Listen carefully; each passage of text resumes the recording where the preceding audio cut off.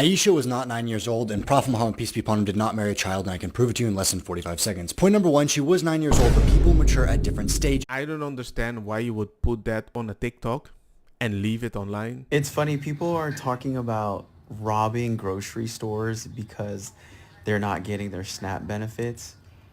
But if you're physically able to go rob a store, that means you're physically able to go get a job. If the government shuts down and your kids are gonna go hungry, maybe you are too dependent on the government.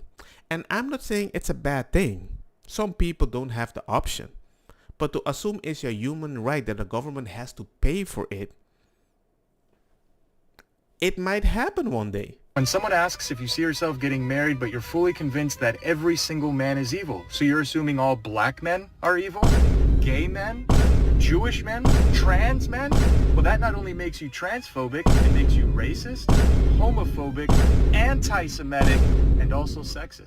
It's so tough. I like to use people's own ideology against themselves, especially when it's very logical. This is what Islamic Republic wants me to be. This is what Taliban and ISIS wants us to be. And this is my true self. In Iran, I was told if I take off my hijab, I will be hanged with my hair by God. I'll get kicked out from school. I'll get lashes. I'll get jailed. I'll get fined. I'll get beaten up in the street every day by morality police. If I get raped, it's my fault. If I take off my hijab, I won't be able to exist as a woman in my homeland. In the West, I am told if I share my stories, then I will cause Islamophobia. I am a woman from the Middle East, and I am scared of Islamic laws. I am scared of all the brutalities that I have experienced. Phobia is an irrational fear. But my fear and the fear of millions of other women who lived under Sharia law in the Middle East is rational. So let us talk. Yeah, that's actually dangerous. They proved that with Charlie Kirk. We have to be careful how we talk. I find it odd that they can tell people you have an irrational fear because something happened to you. Then why did you create the Me Too movement? Then why did you create the BLM? Like, if you want to play irrational games, everybody can be irrational. Illegal to cross the border of a country? Borders shouldn't exist, bud. The entire world should open up their borders. We live in a f***ing planet. We don't live in a f***ing, like... When you say borders shouldn't exist, are you trying to say that we shouldn't keep track of who's coming in and who's going out? Yo, countries can f***ing exist without borders that make it illegal to live there. What do you think the point of a border is? Why do you think we have them to begin with? You sound like an annoying Charlie Kirk. You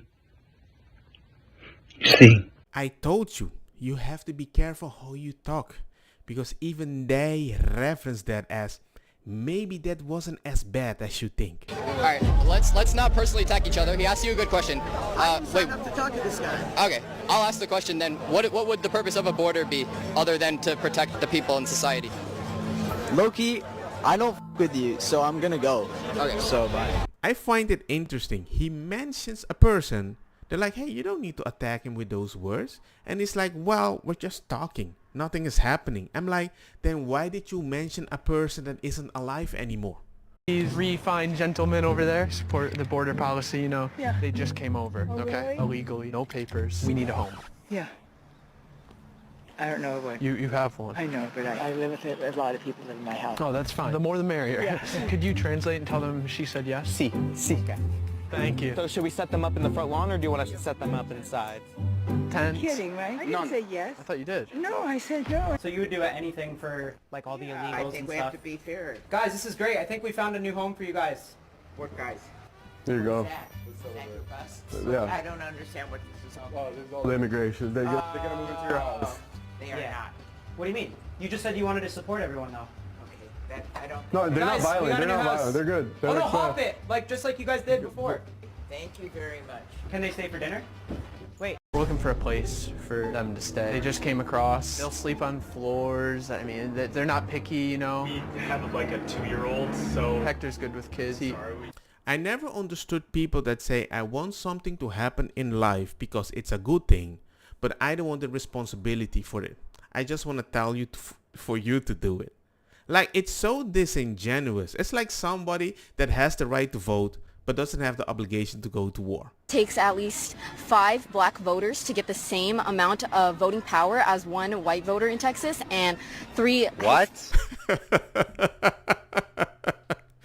I'm like, wow. My brain is frying because you can confirm this so easily on the internet. How can we have so much access to information and you did not confirm this? It's wow. It's like we're progressing so much. We're regressing. We're going back in time. What? It's a fact. Like, it's with Black people have the same voting power as white people in within- America. Well, obviously, but with the districts and stuff, it also takes around like 3 Latino That makes no voters. sense. Everybody has one vote. Everybody's vote is counted one time. I've never heard somebody say a black man's vote counts less. Like, that's wild. That's so wild, because if that was true, the Democrat wouldn't tell all black people, hey, vote. Who cares? You're only 1/5 of a vote of a white. It's so stupid. I'm laughing because it's so stupid that you might be convinced that this is true. I'm not telling you that you're stupid. It might be your circle is such an echo chamber, you have no freaking idea. You know what's wild is when feminism told women that they don't need men, it wasn't to make women more free. It was to make them dependent on the state instead of their husband.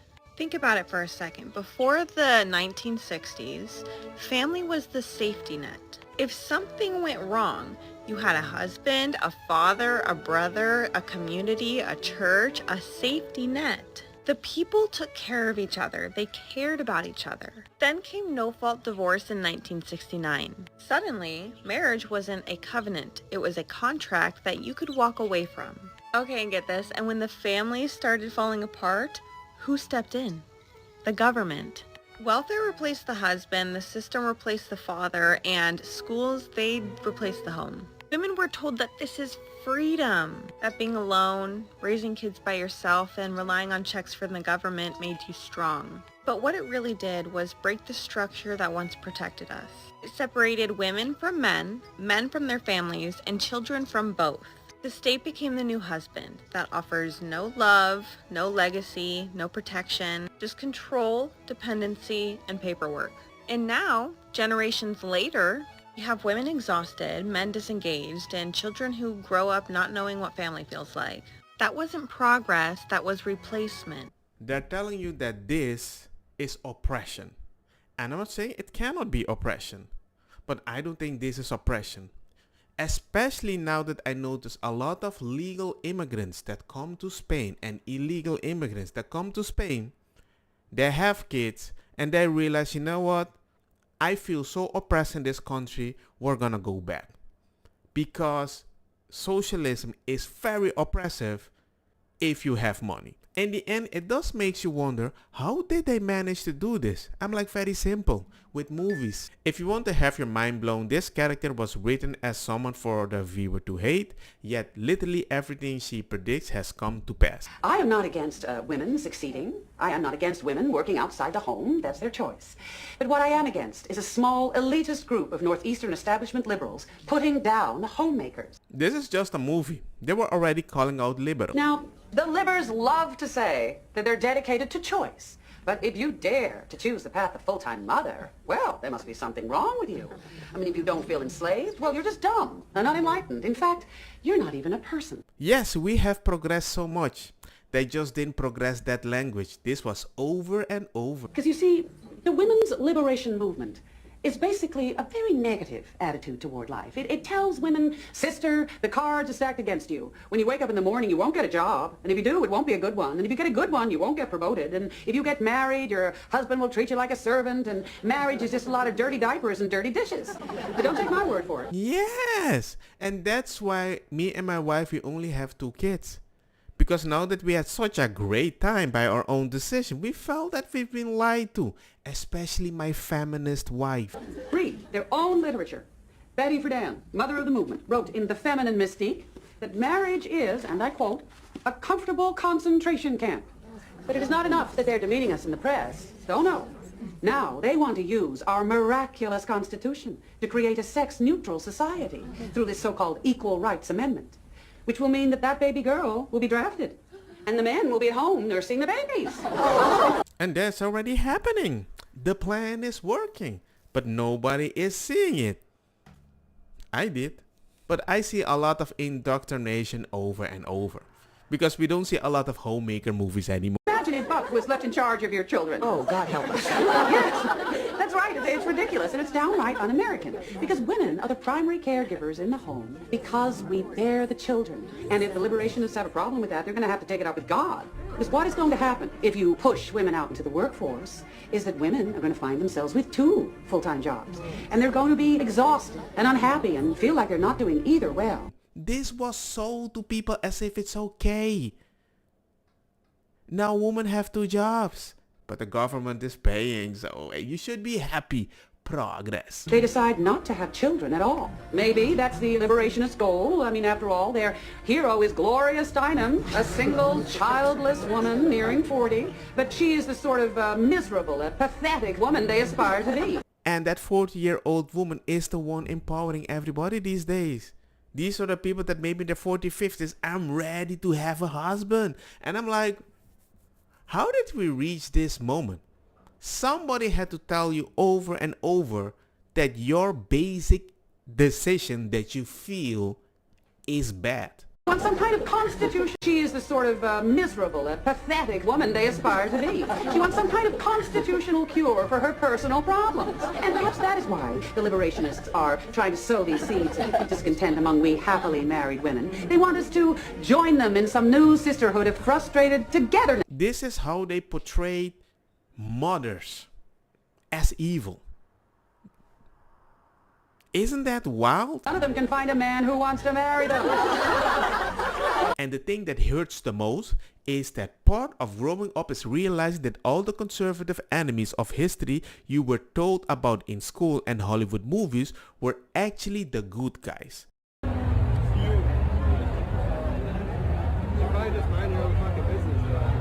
dressed as a Native American. Are you trans? Is that a costume or is that how you are? Huh? Do I look trans? A little bit. You look trans. But it's also Halloween. I look trans? Oh, yes, mind your own business. I'm not even talking to you. I don't give a fuck what you talk. You're offended? You're offended, but you're dressed up like a girl. I have a beard. Do girls have beards? Well, when they take hormones and shit, they get them.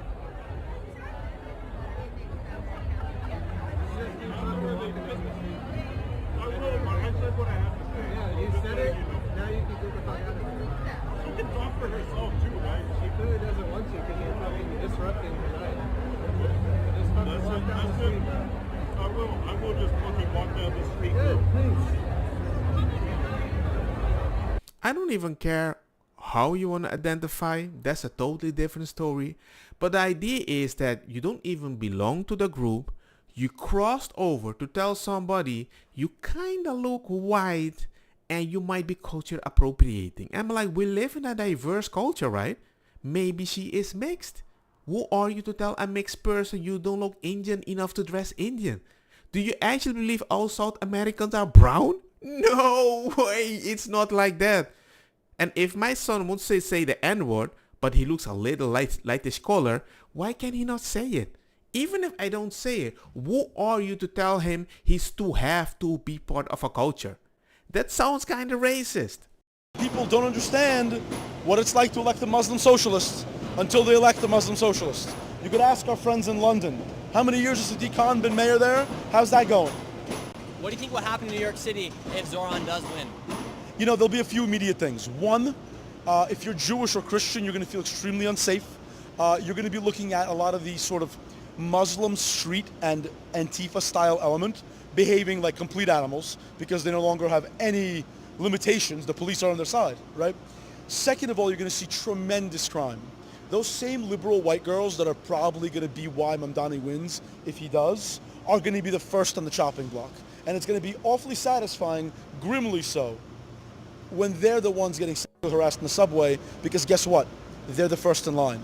Because there's no one protecting them, and they're gonna wonder about their vote at that point. But of course, by then, Why do you say awfully it'll be satisfying? Huh? Why do you say awfully satisfying? Because there is something deeply satisfying about someone facing the unintended consequences of their actions.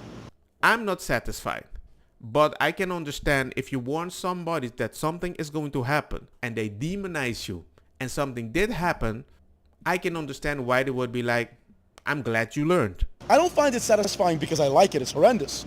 But the fact that they actively voted for this while claiming people like myself and yourself are racist, are fascist, are Nazis, let's see if they think that way still when they're getting sexually assaulted by some guy who should either be in prison or mental asylum. I live in a feminist country. I live in Spain. The amount of ladies that I see change their mind, believers, atheists or whatever, is humongous. And finally they're starting to have a voice because they realize you're treating them like dumb kids. And it makes no sense. I always wanted a daughter. I don't want a daughter anymore.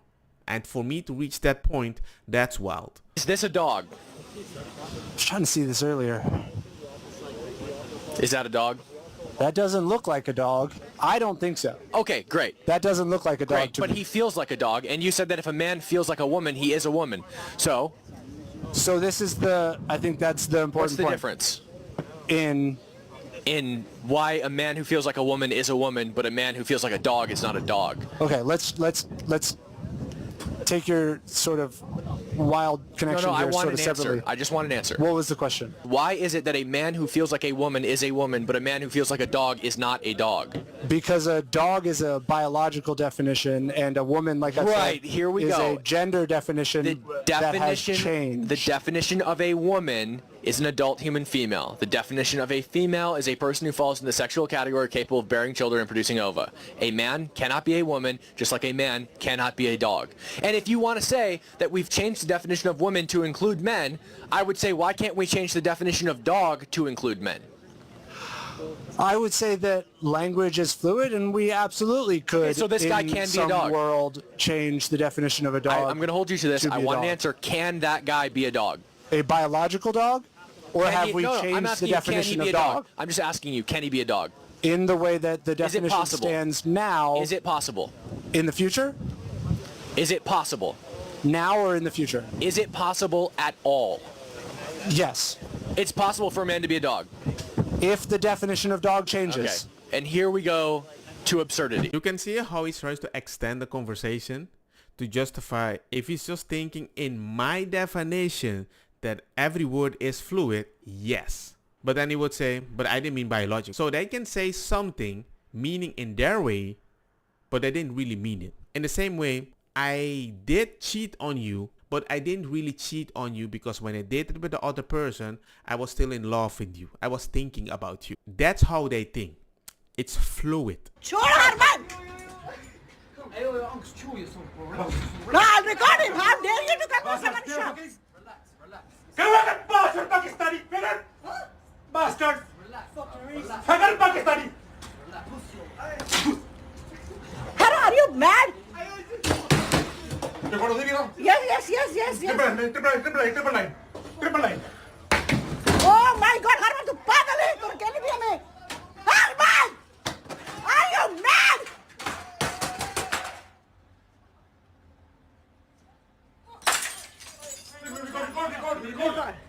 Record this Pakistani! Look, this is the London. You cannot do this. This Pakistani bastard!